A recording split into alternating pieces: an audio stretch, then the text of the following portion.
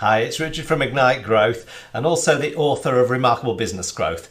Now, one key part of your business growth is planning out that growth strategy. I talk about this in a lot of videos, so I thought I'd do a series of 12 videos looking at each of the elements that it's imperative that you put into a good growth strategy for your business. And the first of those is strategic goals.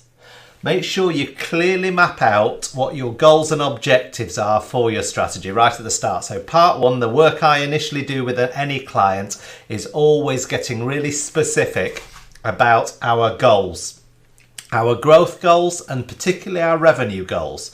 So if we're going to grow a remarkable business, a lot of this will hinge about predictably producing revenue and having clearly defined goals for our revenue.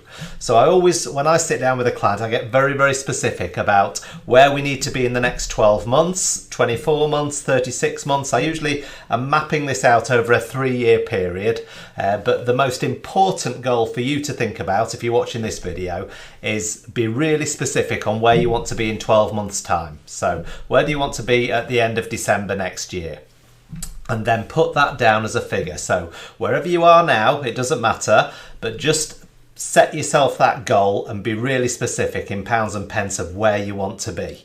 So that's my first step with any client. So let's say he says to me, well, I'm at £1 million turnover, just under now. I want to be at 1.5 million next year. Or I'm at 350, 500,000 now, and I want to be at 750,000 pounds next year. So that's really important that you get that as your revenue goal and really specifically put that. Don't be wishy-washy. Don't be a bit sort of, oh, well, we'd like to get to. No, we will be at this next year. Okay, then you can start reverse engineering. The importance of having that top line figure is you can start reverse engineering how we're going to get there. So as part of your strategy, this is going to be really key because you need milestones, you need KPIs you're measuring, you need your key core growth metrics, I call them, that are going to allow you to see whether you're on track or off track, but also make it very, very achievable. So you know you want to be at £1 million turnover, 750,000 turnover, 1.5 million turnover. You've got that specific revenue goal. You can then come back and say, what's our average order value? So you must have this figure somewhere in your system. You must be tracking what your average order value is.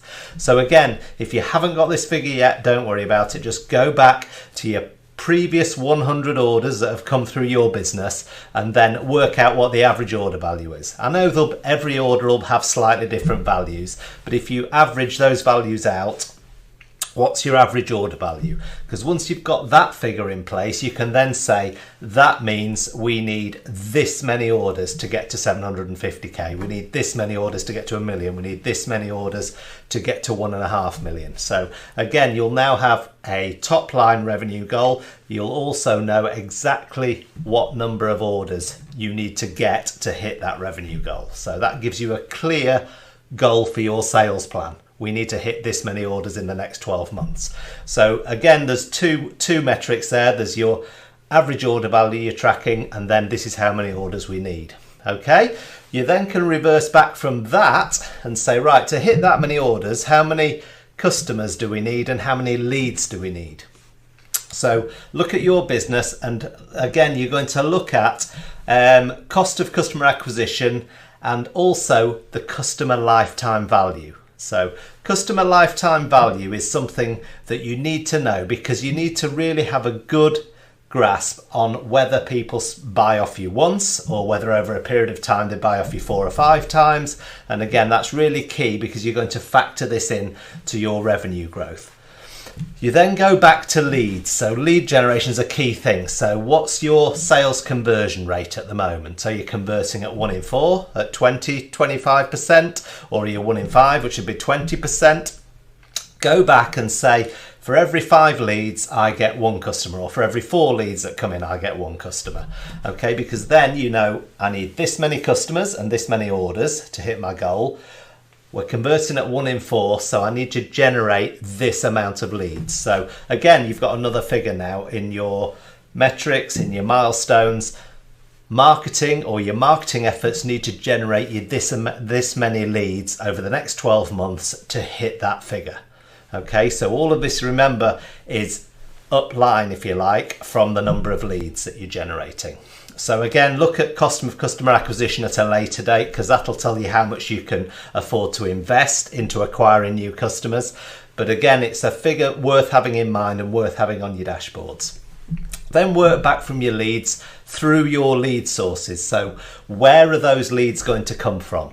And again, you need to be really specific, because you can look at your offline and online, look at your digital, look at your social media, look at paid ads that you're running, look at your marketing campaigns. All of these are going to be different lead sources. The main lead source I analyze initially is website traffic. So I look in Google Analytics, and again, it's another metric that you can put in this part of your strategy and say, this is where we are at the moment with our website traffic. We're generating 600 visitors a month, for instance, or 1,000 visitors a month. Now, from that 1,000 or 600 visitors, you need to know that you've conversion optimized your website, and I'll talk about this in other videos, to get at least 2% of that traffic converting into leads. Because again, once you get an accurate 2% conversion or 5% conversion that's working every single month, you can work out how many leads that's going to generate. And remember, you've already got your figure for how many leads you need from all your lead sources over the years, over the next 12 months, over the next year. But the website is going to be a core driver of those leads. So a lot of them will come into contact with your business through the website first. That'll be where they'll come into first contact with you. They may come through a blog post, they may have read a blog post, they may have come through videos, they may have come through social media activity, but at some stage they're going to come through the website, and you're going to know that you're effectively converting those website traffic visitors into leads in the CRM. Okay, so again, you can get this is where we are now with our website traffic. We're only converting at 1% or 0.5% at the moment. We need to get our conversion up to 2 to 5%. And then that will generate me this many leads from our website. Then social media, all the other paid campaigns, things like that can be added into the mix. If you're a B2B business that still does trade shows, you can say, well, that's how much I'm going to do from trade shows, from networking, from outreach. Straight direct sales can come into this. So again, you need to get really accurate figures on this. So as I say, I just wanted to do a quick video on those key elements, because you can see how they're all connected, and this has to open your strategy. This has to give you clear KPIs, metrics and milestones that you're going to be measuring over the next year and the next 3 years towards your business growth. So that gives you a flavour of how I do it with a client. So get really specific, get yourself set figures for at least 8 to 10 metrics, and then everything else is really about hitting those metrics, hitting those milestones, and you'll keep growing in a predictable way. All right, hopefully that was useful. If you haven't subscribed to the YouTube channel yet, then make sure you click the icon somewhere down here. That'll allow you to subscribe. You can also tap on the bell icon, and that'll make sure that you get notifications every time I upload a new video.